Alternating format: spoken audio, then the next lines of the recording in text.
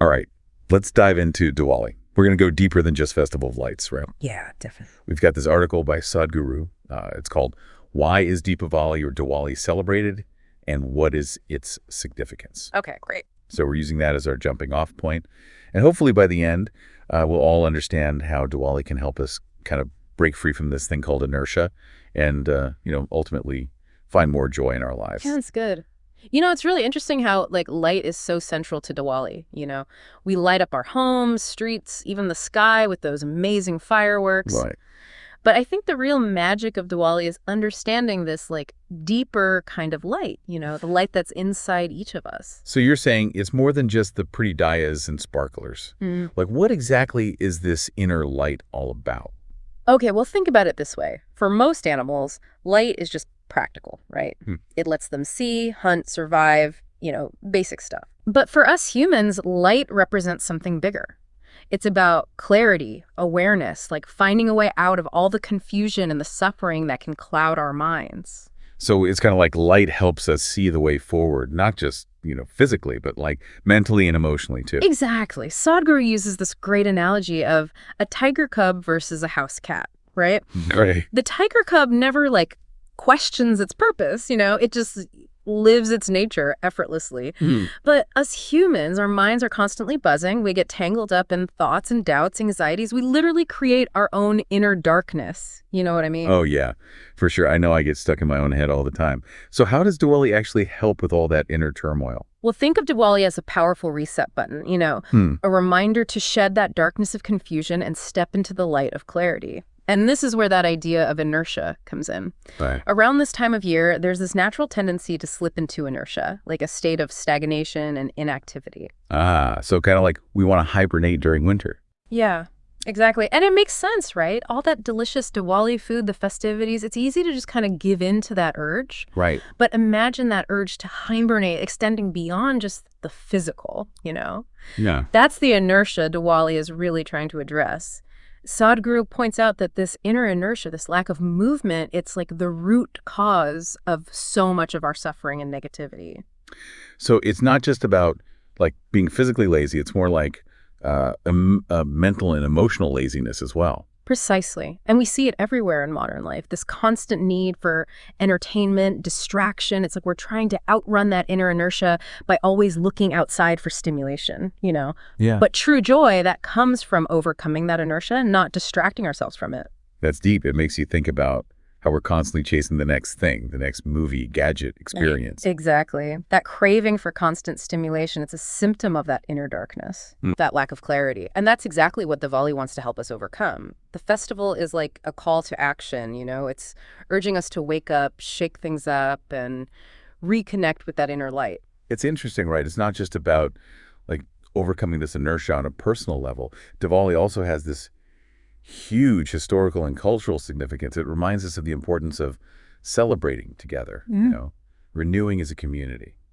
You were talking about how lighting lamps for Diwali goes back like thousands of years, right? Yeah. Can you tell us a bit more about how people celebrated back then? Yeah, so the tradition of lighting lamps during Diwali goes back over 12,000 years. It's pretty amazing. Imagine entire villages lit up with thousands and thousands of flickering diyas. Wow. It's like this powerful symbol, pushing away the darkness, a reminder that even when things feel dark, light always finds a way through. That image is so powerful, like a beacon of hope in the darkness.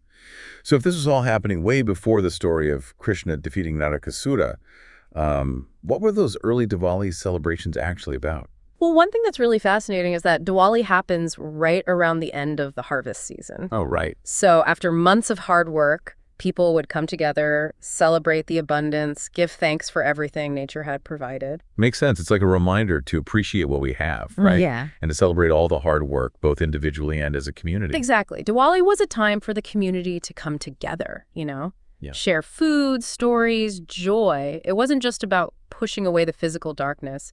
It was about creating connection, pushing away the darkness of isolation and loneliness.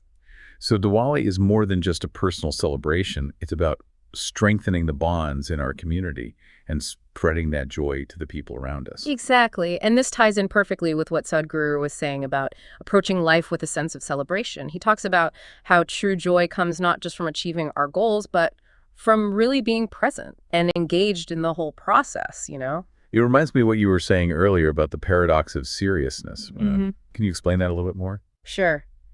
It's fascinating, isn't it? We get so bogged down by seriousness, especially when it comes to things we think are important, like work, relationships, our personal goals. Hmm. We're so focused on the end result, we forget to enjoy the journey. It's like we're so busy trying to get to the destination that we completely miss the scenery along the way. Exactly. And that seriousness, it creates this distance, this detachment. We're going through the motions, but we're not really there, you know? Our hearts aren't in it. Yeah, I know that feeling. Ah. Especially with work. It's so easy to get caught up in the deadlines and to-do lists that I completely forget to find joy in the actual work. That's a perfect example. And Sadhguru says that approaching things with a sense of celebration, even when they're serious or challenging, it can actually make us more engaged and effective. Really? That seems kind of Mhm. counterintuitive. How does being playful actually make us better at dealing with serious things? Well, think about it this way. When we're joyful, when we're lighthearted, we're naturally more creative, right? More resilient, more open to new possibilities. We're not weighed down by fear or self-doubt. It's like that feeling when you're working on something you're really passionate about. You get so lost in it, the time just flies by. You're Well, completely in the flow. exactly. And that's the kind of energy that Diwali embodies.